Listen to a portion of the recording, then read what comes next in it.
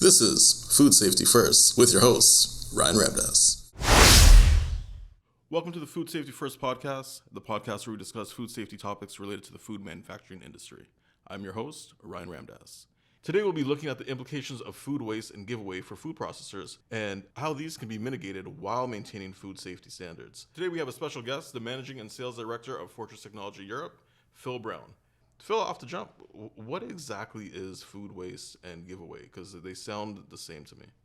Yeah, right. I mean, I can sort of see why there is a confusion. I mean, if we take the two individual points that you're making there. So, for example, food waste is a huge problem, and it exists in the entire supply chain. Everything from, the guy that's pulling product out of the field, for example, where products may get damaged through the harvesting process and natural waste on that, which moves on to things like, the food processors. So, they will take the product. There's things like spillage. There's products that are acceptable from a food processing perspective, that are acceptable, whether that weight, color, texture, all of these sorts of things, and then right the way down through to the consumer.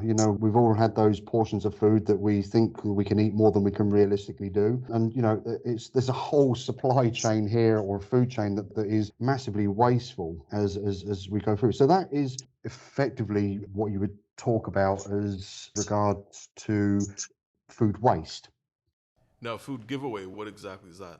So food giveaway is something slightly different. So food giveaway is probably more aligned to things like the manufacturers, for example. So, food manufacturers have an obligation to supply foods to a certain weight. So, for example, you could have a ready meal that is, constituted of 400 grams, for example. But invariably, the process would mean that actually 400 grams to achieve that consistently is quite a difficult task. So what they will do is, to err on the side of caution, is they'll give 410 grams. So that giveaway is actually 10 grams. And whilst on the individual product, 10 grams doesn't sound a lot, when you start ramping this up through big numbers, and these guys are producing thousands upon thousands, that 10 grams on every pack soon becomes quite a significant amount of product that you're giving away, or the processor is actually giving away, which again it's sort of waste, but it's actually waste that is perfectly good to consume, but it means that costing producers lots of money because they're effectively giving it away. Okay, so how have retailer requirements changed, and what's been the impact on food safety standards?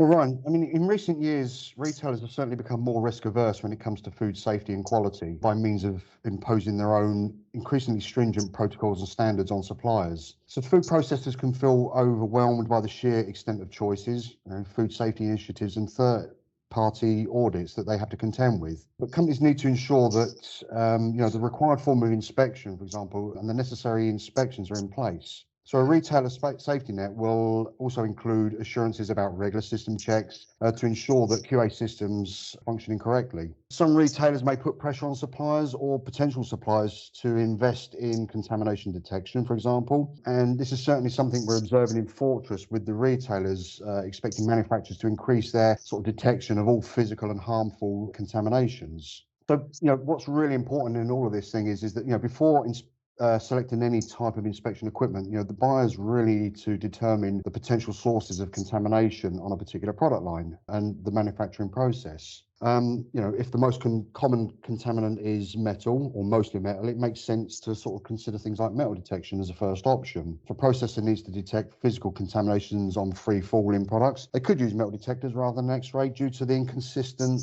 density of the falling product stream. I mean, metal detectors and X-rays particularly, are complementary technologies. So, if product risk analysis that is considered one is necessary, just have both. A metal detector should be a given, and an X-ray machine added to the line if there are specific needs, such as potential contaminants that it won't detect well. Can you explain how big a problem food waste is for food processors? So, yeah, factory food waste is a large and continually growing issue for manufacturers, one where choices about production equipment have surprisingly significant impact on outcomes. So if we sort of reflect on the last 18 months, the pandemic, for example, has spotlighted global supply chain shortages and the effect of hospitality closures, port closures, and the fragility of some of the distribution chains. I mean, if nothing else, the fear of food shortages has had a positive change in the mindset among consumers, and food producers themselves are certainly more mindful of throwing good products away too.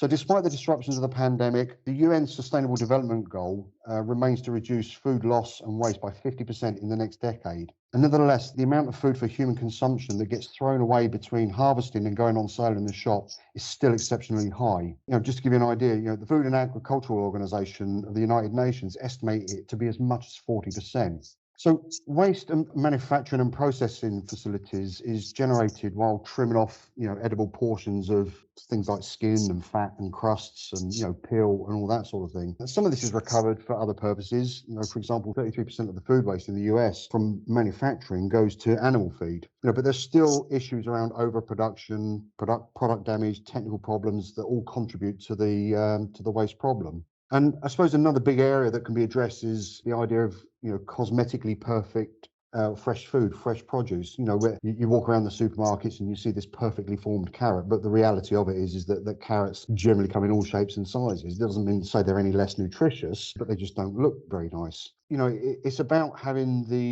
looking past the aesthetics and start thinking about the resources, things like, people's time and, the water involved in it. This is all time, cost and money that's going into it, into growing into these individual fruit and vegetables. I mean, it's estimated that, 125 to 160 billion pounds of food goes into waste every year. And much of it's perfectly edible and nutritious. So, starting to develop in markets for substandard produce like broken potatoes, which is still safe for consumption, nutritious, taste great, would be one way to sort of help reduce food waste losses caused by errors in processing, packaging and transport. And we're starting to see the markets open up more to that, certainly here in the UK and Europe, and start to use things like ugly fruits as a common term used for things like smoothies, where they don't really mind too much what it looks like because the end result is still a very nutritious product. And, again, sort of making sure that the level of quality control remains as tight for this. And I think that the opportunities within this area are huge. Wow, a bruised carrot or a potato, that's on a retail level, but what can a food processor do to help this process? I think largely there's a number of things that people can do with regards to that, Ryan. When you look at false rejects, for example, I mean, it's a big source of food waste. And I think that's why making sure that what you have in terms of equipment is the right equipment for the application. That's very, very important, irrespective of the technology. I think that it's imperative that things like calibration and validation is carried out so that the systems are actually performing the job that they're actually designed to do, and they're doing it consistently and repeatedly. And all of these things then sort of like go to contribute and add up to making sure that you've got a fully validated system that is auditable, that is traceable, that is actually working, so that you're not actually throwing away products which are as a result of things like a poor setup, for example, or a misunderstanding. So you've got the calibration, the validation side of things, but then there's also another element, which is training. So that's also vitally important because it's also really good that people understand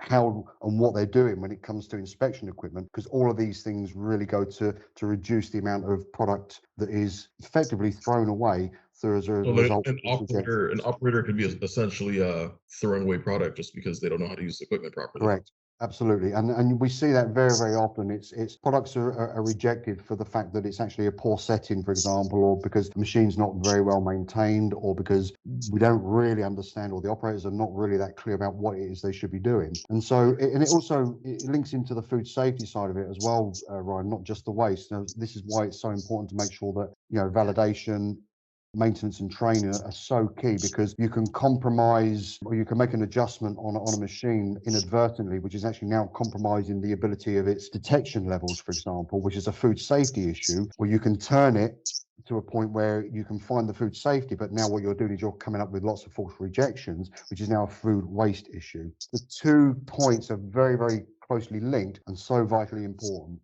Oh, that makes a lot of sense. And for the setup, I'm assuming an example would be like you wouldn't use an Xray machine in a gravity application. So you'd need that feedback. Yeah, absolutely. I think I think what the key thing on all this is understanding that when you have metal detection and X-ray technology, for example, more often than not, they're not actually replacement technologies for each other. They are very much complementary. So to use your example there, gravity freefall, you would probably struggle to find a gravity X-ray system that would give you any decent results. This is where things like your metal detector is absolutely bang on. But then, you can look at the complementary technologies if you go, for example, end of line, where, particularly if one of your contamination sources is things like aluminium, for example, or aluminum. Excuse the difference in there, but so things like aluminium is very difficult for an X-ray to find, but it's very easy for a metal detector. If you're looking for things like glass, for example, or if you're looking for things like this, then all of a sudden your X-ray starts to come into its own against the metal detector. So it's really understanding, and this is why we say what you would need to do is carry out a full risk assessment in terms of what is the contamination that you're trying to find. Is it better for metal detection? Is it better for X-ray, for example? Or actually, the solution is actually a combination of both, because not both technologies have their limitations, but also are very powerful if specified correctly, which then ties back to the original point of making sure that what you're not getting is you're deploying the incorrect technology for the problem that you're trying to solve, irrespective of whether that's food waste or food safety. Okay, so you mentioned false rejects of perfectly good product. That's unfortunate, but what is something that a food processor can do to mitigate that? Well, it's not just mitigating against the false rejects. If you look at the waste management side of things as a whole, the reject of good products through or bad products, which is the food safety element, you have to look at it as a whole. So that's one side of the argument. The other thing is the overproduction or overfilling of individual products, which again contribute to food loss. If you think about it, every few grams of surplus food in a pack, for example, can rapidly escalate to thousands of pounds in terms of weight per month. But if you put that into sort of like the bigger context and why that's so important, global food prices are going up. I mean, we've all seen it on the news, all those sorts of things. And having already encountered the pandemic-related supply chain disruptions, certainly here in the UK has been fairly significant in the early days, and there are expected, more surges in prices for essential commodities, ranging everything from grains to sugar, soybeans to corn, which is anticipated. We're already starting to see this happen. It's expected to, affect the retailer pricing strategies for all types of products, including baked goods, ready meals, well-being products, even pet food. So, at the start of 2021, global food prices hit a 6-year high, and absorbing these additional inflation costs, in time will pass down the consumer chain. It's inevitable. And give you an idea, global rice flour shortages, for example, is just one ingredient that is currently impacting producers of things like gluten-free products and baby food. Right. And if you think about that again in the context why that actually sort of escalates and scales up is, when you deviate from a recipe that sort of it affects the value of the product. So, if you look at a free from ingredient product, for example, it covers more than 100, it can be cost more than 150% of conventional products. For instance, there's often 20 or more ingredients in a free from bread recipe compared to a standard bread recipe. So if you've got multiple more ingredients required to meet this requirement, then consequently the costs are much more visible. And so another common practice to sort of counteract some of these price rises in recent years is to reduce things like pack sizes. We've all remember the Snickers bar that used to be the size of a baby's arm, and now all of a sudden it's a baby's finger. We see these things are a thing, and we call that shrinkflation. So that the cost hasn't gone down, but the portion size has. And that's been firmly laid at the cost of rising raw materials, for resizing the packs. And that you can apply that pretty much across the whole food industry: chocolate bars, cereal, coffee, fruit juices, you name it. We never used to see this. We don't see the same size packs that we used to as kids growing up, for example. But rather than sort of like reducing the retailer price, which consumers will instantly spot, what they do is downsize the product and keep the price charged as it is. And certainly in the UK, the Office for National Statistics found that in 5 years, over 2,500 product pack sizes were made smaller. So it's happening. It's very here and now. So I'm sure there must be outrage. So if you're getting a smaller package, you better be sure that you're giving exactly what's on that label. If you say 5 grams, you give 5 grams. Yeah, I mean, again, it's very market dependent, Ryan, in as much as that, depending on what legislation is in operation in the market that you operate. I think that when you start talking about average weights as opposed to minimum weights, I think that's where it's absolutely key that things like weighing systems are imperative that they're accurate, reliable from a legal perspective, but also from an operational perspective, from a manufacturer, for example. And this is where you start linking in things like feedback systems and things like that, where you've got a much tighter control on the raw materials that go to make up the product. Because, as I said very early on in my previous statement, is that adding a few grams here and there doesn't seem like a lot, but when you consider the quantity and the volume that some of these manufacturers are producing, it really adds up quite significantly. significantly. I think, yes, I mean, there's the absolute requirement to make sure that you're getting what you think you're getting. There's a legal argument for that as well as a moral argument for that. But it does sort of like start to feed back into the whole obesity side of things where, everything is shrinking down. So whereas you would be getting 150 calories in a bar, you're now only getting 100 calories in a bar. Doesn't mean to say that it stops you eating more, because if it's like me, if it's these little fun size things, You I have don't more. eat one, I'll eat two. But that's a personal thing, which, as I say, which it comes down. But in terms of like putting some the onus back onto the manufacturers, there is a responsibility for these manufacturers, as we're seeing now, which is also lobbied at government level, which is to do their bit to help reduce some of the food waste, but also has a health implication further afield. Interesting. You mentioned the legal and the moral aspect, but let me change gears and throw something at you. For food safety, with all these rising prices and increase in raw material, can you see that having an impact on the safety, the food quality, food safety of products? Potentially, yeah.